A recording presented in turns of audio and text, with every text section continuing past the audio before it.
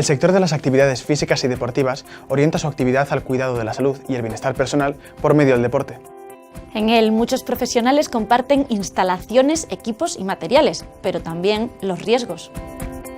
El sector cuenta con diferentes puestos de trabajo como recepcionistas, monitores deportivos, socorristas, animadores.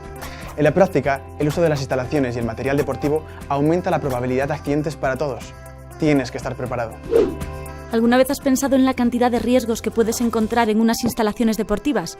Suelos resbaladizos, derrame, suciedad, material deportivo desubicado o una mala iluminación pueden convertir tu día a día en una auténtica odisea.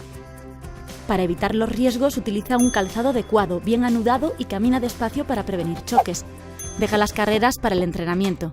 Elimina la suciedad de la zona de actividades dejando limpio el espacio y guarda correctamente el material que hayas utilizado para evitar contratiempos. Y si no deseas convertirte en una estrella del patinaje, extrema la precaución en duchas y vestuarios.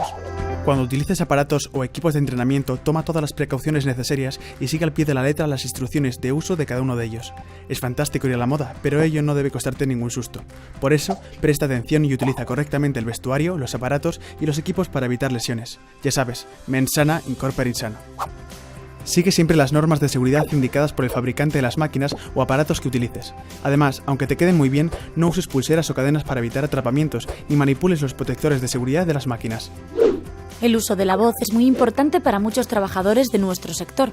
Por eso, cuida con mimo tus cuerdas vocales, como si fueses un tenor para estar siempre listo. Si no lo haces bien, dar un discurso o ser el coach de una actividad deportiva puede convertirse en un infierno.